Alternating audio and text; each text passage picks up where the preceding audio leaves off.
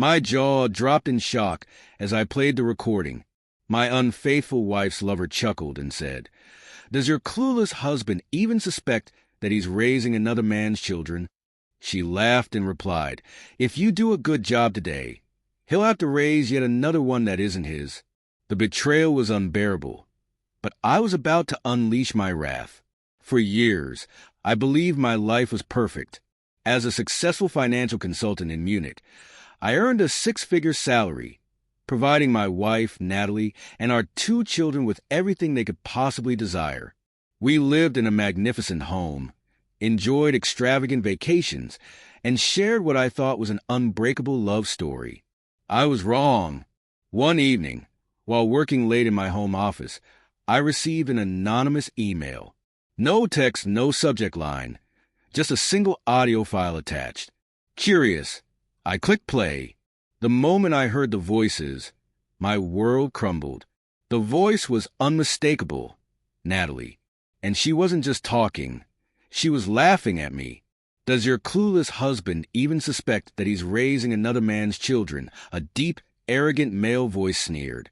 Then came Natalie's mocking laughter. "If you do a good job today, he'll have to raise another one that isn't his." My hands went numb, my vision blurred, and the room tilted. I replayed it once, twice, 10 times. With each repetition, the betrayal cut deeper. For 12 years, I had been living a lie. The words, "raising another man's children," echoed in my head like a death knell. My daughter, Elise, and my son, Lucas, were they even mine? I staggered to my feet, feeling physically sick. Natalie had always appeared to be the perfect wife, affectionate, supportive, a devoted mother. But beneath that facade, she was a monster, and I was about to burn her world to the ground. I didn't confront her, not yet. Confrontation is for fools. I needed irrefutable proof to ensure she had no escape. So, I did what I did best. I investigated. Within 24 hours, I had hacked into her cloud storage. Photos, videos, intimate messages with a man named Adrian Becker. I installed spyware on her phone, granting me real-time access to every text call in detail. I ordered a paternity test, needing only a few strands of hair from Elise and Lucas. A week later, the results arrived in my inbox. Neither child was mine. The fury within me boiled over. 12 years. 12 years I had unknowingly raised another man's children. And she knew. She had always known, yet let me live in oblivion. This wasn't just betrayal. It was theft. And now, it was time for revenge. Natalie had no idea I was onto her, so I played my role perfectly. I kissed her every morning, smiled through our family dinners, and held her at night, pretending nothing was amiss. But behind the scenes, I was dismantling her world piece by piece. Adrian Becker, a wealthy, arrogant real estate developer, was also married. I needed one final blow to destroy them both. Using Natalie's spyware-infected phone, I messaged Adrian, arranging a romantic getaway at a luxury hotel in Berlin. She believed he was inviting her. He believed she was inviting him. In reality, neither of them had made the booking. I had. When they arrived, ready for their illicit rendezvous, they were met not with passion but with devastation. Adrian's wife stood waiting, accompanied by a private investigator armed with a folder of incriminating evidence.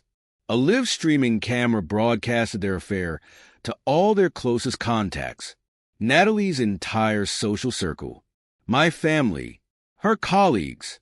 Everyone saw her for who she truly was, a liar, a cheater, a fraud. Adrian's world collapsed. His wife took everything in the divorce. His company severed ties, and his reputation was destroyed. But I wasn't done yet. The ultimate betrayal deserved the ultimate revenge. Natalie's life was already in ruins, but I wasn't finished. Cheating was one thing. Tricking me into raising another man's children for over a decade, that demanded absolute, total annihilation. After the scandal at the Berlin hotel, Natalie desperately tried to salvage what was left. She sobbed, pleaded, and claimed it was a mistake. I still love you, Sebastian. Please, we can fix this. I said nothing. While she scrambled for damage control, I prepared my final move. That night, I invited her parents, her closest friends, and my entire family over for a special dinner. She thought it was for reconciliation. It wasn't. Once everyone was seated, I stood up, raised my glass, and played the damning recording. Does your clueless husband even suspect that he's raising another man's children?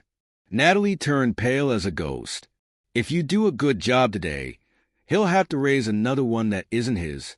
Gasps filled the room. Her mother burst into tears. Her father's face twisted in sheer disgust. My own parents looked at her as if she were filth. Then her father, a respected German professor who valued family above all else, stood up, shook his head, and declared, "You are no daughter of mine." Natalie collapsed in sobs. But it was too late. She was dead to them, and dead to me. I wasn't finished. Natalie had grown accustomed to a life of extravagance. The designer outfits, the five-star vacations, the exclusive social circles, all funded by me. So I ensured she lost it all. Frozen bank accounts. Every joint account? Gone. I legally transferred every asset into my name, leaving her with nothing. The house? Sold. That very night, I contacted a realtor and listed our mansion on the market. She wouldn't even have a bed to sleep in. Credit card debt? Dumped on her. Every extravagant expense she had accumulated over the years was now her burden alone. By sunrise, she was destitute, homeless, penniless, and utterly alone. But the final, most devastating blow? The custody battle. Elise and Lucas weren't my biological children, but I had raised them. I was the only father they had ever known, and unlike Natalie, I truly loved them. So I made a choice. I met with Adrian Becker's wife, the woman whose life had been equally shattered by their affair. I presented her with the paternity test results, and together we pursued full custody, because legally, Adrian was their biological father. And the courts? They agreed. Natalie lost her children the moment she chose betrayal. She forfeited her right to be their mother. The last time I saw her was outside the courtroom. She looked like a specter of her former self, hollow, broken, a mere shadow of the woman who once stood beside me. Her voice wavered. "Sebastian, please. I have nothing left." I met her gaze, my expression cold and unyielding. "You had everything," I stated flatly, "and you threw it away." Tears streaked her face. "Where will I go?" she whispered. I shrugged. "Not my problem." And then I walked away, leaving her behind, a shattered remnant of her own making. It's been a year since that day. Natalie faded into obscurity, drifting between rundown apartments and dead-end jobs. A disgraced woman with no friends, no fortune, and no future. Adrian lost everything, his business, his wife, his children. Last I heard, he was drowning in debt, barely scraping by in a tiny rental. As for Elise and Lucas, they're thriving. They're so-called real. Father never even attempted to contact them. And me? I continue to raise them as my own, because being a father isn't about DNA. It's about love. As for myself, I moved forward. I rebuilt my life and never looked back. Because, in the end, revenge isn't about anger. It's about justice. Betrayal is costly. And when you betray the wrong man, you don't just lose love. You lose everything.